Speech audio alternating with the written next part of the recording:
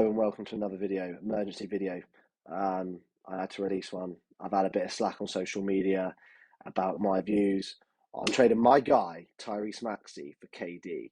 Now, I'm not saying for one moment that I would not do that trade. I would. But it doesn't just involve Maxey for KD because we need the contracts to work. It's not even Maxey Harris for KD. It's Maxey Harris and Thibault.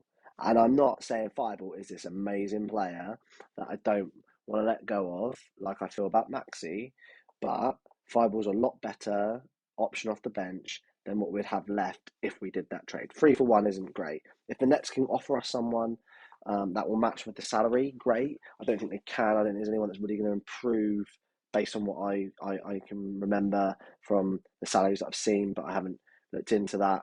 I just wouldn't do it. I wouldn't do the trade for that reason. Now, I am in the minority for that. I'm not one of the people, though, saying Max is going to be potential. We're going to regret let going of him. I think we will regret let going of him if we do that trade. My biggest thing is I don't think it will work with an aged KD, aged Harden. Harden looking great, and I love that. But I just don't think that KD, Harden, and Embiid would play 70 games together in the regular season. And I know the regular season doesn't matter as much, but it does in many ways. We need to have home court advantage. And I just can't see us. We would maybe get fourth seed. I can't see us getting third or second seed, or even one seed with that team with KD. And then you go, okay, well, in the playoffs, they're going to play 38, 40 minutes. Yeah, but I don't want them to. There might be a couple of games, and they're going to have to do that in round one because our bench will let us down. And I don't want that in round one. Round two, in those crucial games, absolutely I want them to. But you don't want them to be doing that in round one. And I feel, personally, unless we get lucky with the buyout market, which, yeah, okay, would we be probably the number one or number two destination for players? Yeah, we would. But the buyout market wasn't great this past season.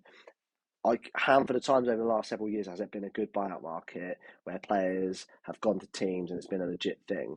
Hasn't worked. And what concerns me as well is KD himself. He is a great player, one of the best to play, one of the best ever, definitely in the top sort of 20 best ever players. But he hasn't done it at the Nets. He didn't do it. Okay, so he did it at the Warriors, where you had Curry and Clay, and I just don't know. I just don't know if it will work because who's going to be that good shooting option off the bench? Who's going to be a good defensive player off the bench? At the moment, we wouldn't have that. Shake Milton is overrated by a lot of the fan base. I like Shake because of his contract, but I don't rate him as someone that can offer a good stat for us. And he'd have to play 18 to 20 minutes. I think you'd then have Isaiah Joe, who I'd like again. I'd like again someone I wouldn't mind coming off the bench, but not. I don't want a bench unit coming on of Milton. Melton, obviously, I don't know as a sixer, but I do like him. Having Melton, Isaiah Joe, Furkan, whoever Embiid's backup is and stuff like that. I don't want. I don't know if I can. I just don't trust that bench rotation. So that's why I won't trade. If we can work out something else where we could throw in, Isaiah Joe, because at the end of the day, or someone like that, because I think he's the most promising player that someone might want to take a gamble on. But at the end of the day, the trade's got to be Maxey and Harris, right? That's just standard.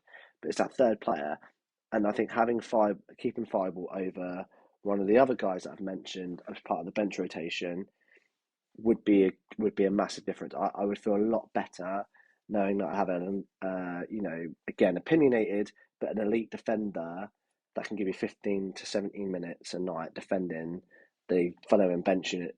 Him against other bench units, he'll keep their bench their sixth man, their seventh man, whoever, one of their first or second scoring option off the bench will be covered by Thibault and would stop that. There's no one that we would have to do that. Maybe Charlie Brown, who I don't rate. I think he's obviously a good player, but again, I want people to tell me on any platform or on here, hopefully on here, because I want to obviously grow the channel. The guys that would be left, would they make other teams? Not necessarily the sixth and seventh man, which probably could be House and Melton, but with the Shakes, Furkans, Isaiah Joes, those guys, Charlie Brown's, whoever, Paul Reed, maybe. Again, I like Paul Reed, so I'll take him out of the equation. But those other guys, would they be getting more than 10 minutes a night for the Bucks, the Golden States of this world? No, they wouldn't. Even the Celtics, they wouldn't. No, they would not. They would be, but for us, they'd be playing more than that. They're playing like 14 to 16 minutes, some of these guys, and they're not good enough to be doing that for us to sustain and be a top four seed, even in the East. And I think the East is probably a little bit better than the West at the moment, or on paper anyway. We'll see with all the draft picks and stuff. But the worst teams in the West are really bad.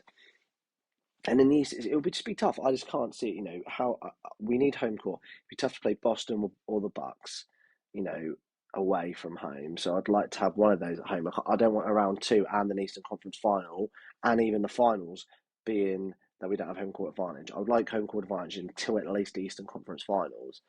Maybe I'm seeing too much into that, but that's just how I feel. I just don't want to trade KD for the deal that's been floating around. And I think the deal floating around isn't even going to happen anyway because it's throwing picks in that we can't trade. And it is all make believe. I don't think that it's actually going to happen. I think the Nets will get better offers from other people. But that's why I want to do it. I'm not being mad. I'm not, I've got reason and rationale behind it. I'm not just going, I'm a Maxi lover. I'm not going to trade him for KD. I would. I know that creates a good 2 or 3 year window for us, but KD's injuries, Harden's injuries, Embiid's injuries makes me concerned that in the regular season, the seeding we'll get and the chemistry and things like that, I just personally would worry about that going in to a playoff. And the expectation will be that we need to win because I would expect us to win with 3 superstars.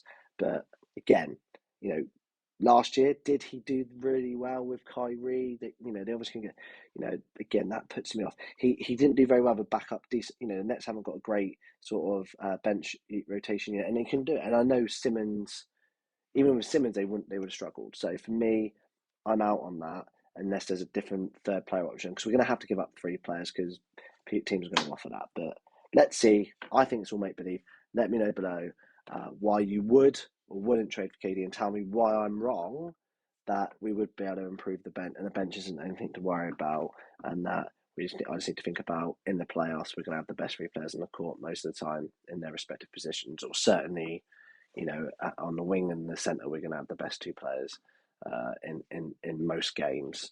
We're going to have the best 2 players until we come up against the Bucks and obviously up against the Greek Freak, who for me is one of the best players. He's the best player in the NBA on his day. I think personally on both ends of the floor, and then I think also Embiid is the second best. But that's my opinion, and that's the great thing about sports. We all have different opinions most of the time, or you have like 1 side, 2 sides, 3 sides, and everyone's got different views. So let me know yours, and thank you very much for watching.